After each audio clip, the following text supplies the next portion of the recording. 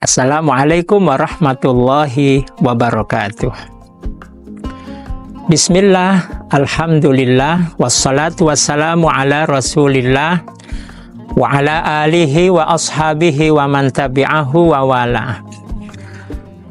Amma ba'du, subhanaka la ilma lana illa ma 'allamtana innaka antal alimul hakim. Rabbi shrah li sadri wa yassir li amri wahlul 'uqdatam min lisani yafqahu qawli. La haula wala quwata illa billahil alil azim. Sobat manis yang dirahmati Allah Subhanahu wa taala, berjumpa kembali di episode yang kedua ini.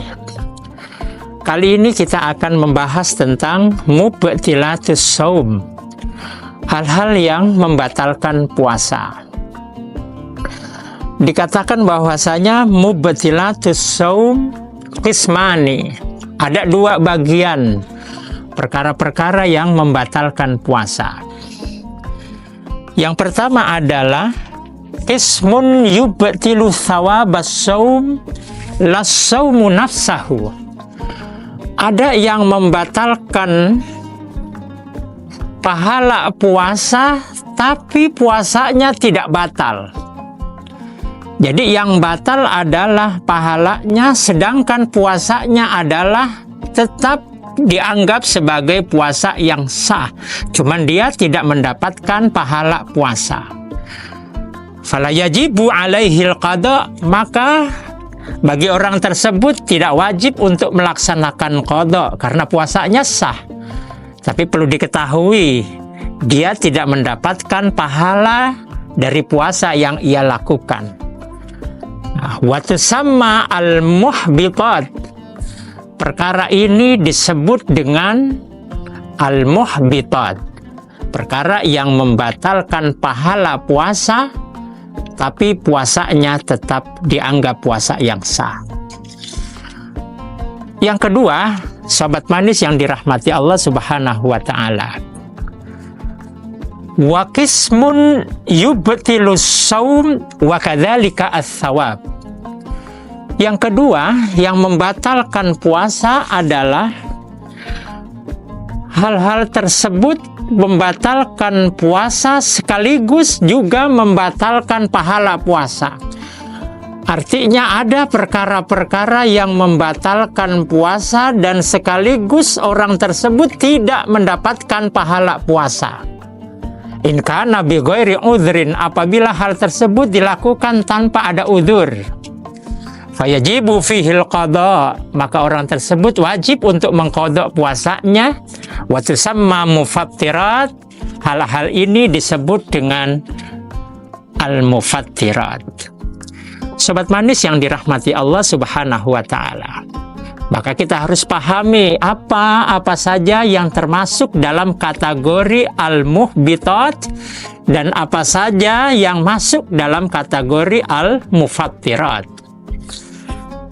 Yang pertama, al-muhbitat. Sesuatu yang dalam kategori al-muhbitat adalah diantaranya al-ghibatu, wan namimatu wal kadhibu, wan nadharu lima yahrumu aw lima yahillu bi syahwatin, wal yaminul kadhibah, wa qauluz zur, wa ghairu dzalik. Ada beberapa hal yang masuk dalam kategori al-muhbitat. Puasanya orang sah jika ini terjadi pada orang yang puasa, namun dia tidak mendapatkan pahala dari puasa yang ia lakukan. Yang pertama adalah al-ghibah. Ghibah itu apa? Zikruka akhakal muslima bima yakrahu walau kunta shadiqan. Bahasa orang sekarang, ghibah itu adalah gosip. Ya, gosip ya, berbicara tentang aib seseorang. Itu adalah ghibah. Maka itu jika terjadi pada diri seseorang yang sedang melakukan puasa, maka orang tersebut tidak akan mendapatkan pahala dari puasa yang ia lakukan, walaupun puasanya sah. Termasuk dari al-muhbitat adalah an-namimah. An-namimah adalah naqlul kalam biqasdi ibqa'il fitnah. Naqlul kalam biqasdi iqa'il fitnah. menyebar fitnah dengan maksud mengadu domba. Ini juga termasuk al-muhbitat. Puasanya tetap sah, akan tetapi dia tidak mendapatkan pahala yang ia lakukan dari puasanya. Termasuk juga al-muhbitat adalah al-kadzib, al-ikhbar bi ghairil waqi'. Menginformasikan sesuatu yang tidak sesuai dengan kenyataannya, dusta, berbohong. Itu juga termasuk al-muhbitat. Dia tidak mendapatkan pahala dari puasa yang ia lakukan, walaupun puasanya adalah puasa yang sah. Termasuk juga al-muhbitat adalah an-nadhar lima yahrumu, melihat sesuatu yang tidak diperbolehkan. Au lima yahillu bisyahwatin, atau melihat sesuatu yang halal untuk dilihat, tapi melihatnya bisyahwatin, berlebihan dengan gairah yang berlebihan. Maka itu juga termasuk al-muhbitat, sesuatu yang bisa menghapus pahala daripada ibadah puasa yang ia lakukan, walaupun puasanya sah. Sahabat manis yang dirahmati Allah Subhanahu wa Ta'ala, sebisa mungkin ketika kita melaksanakan puasa, maka harus kita bisa menghindari al-muhbitat, perkara-perkara yang bisa menghilangkan pahala puasa dari puasa yang kita lakukan.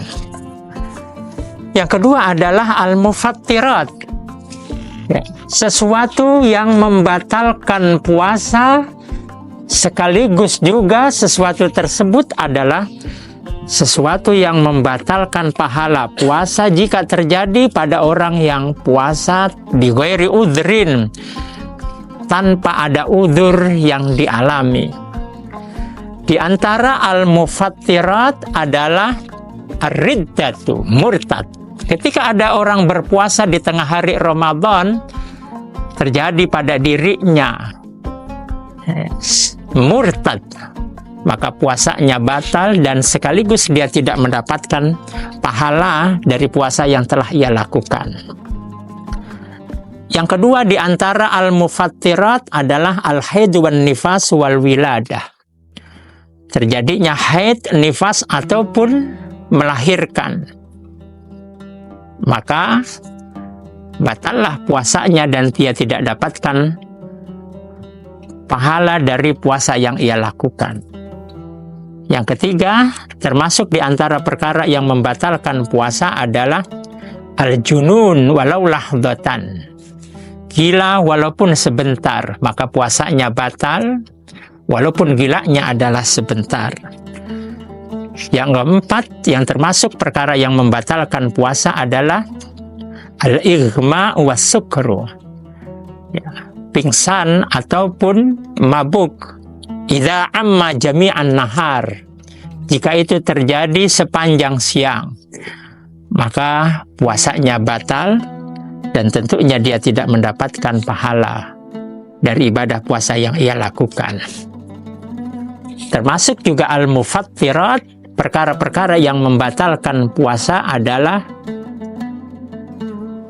wusulu ainin min manfadhin maftuhin ilal jauf, masuknya sesuatu ke rongga tubuh, baik berupa makanan ataupun berupa minuman, walaupun sedikit jika sengaja, maka puasanya batal dan tentunya dia tidak mendapatkan pahala dari ibadah puasa yang ia lakukan.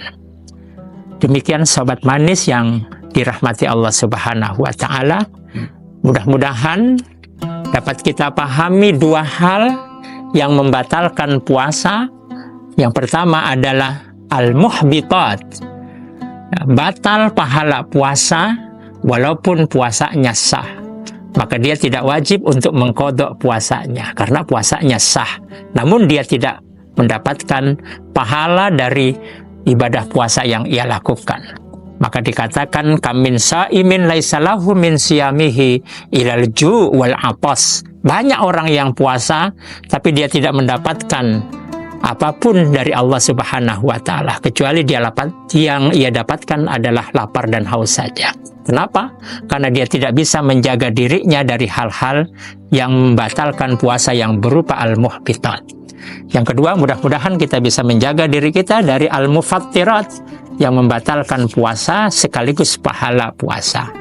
Mudah-mudahan Allah berikan kekuatan kepada kita semua. Kita bisa menjaga diri kita dari perkara-perkara yang membatalkan puasa dan pahala puasa kita. Wallahul muwaffiq ila aqwamit thoriq. Assalamualaikum warahmatullahi wabarakatuh.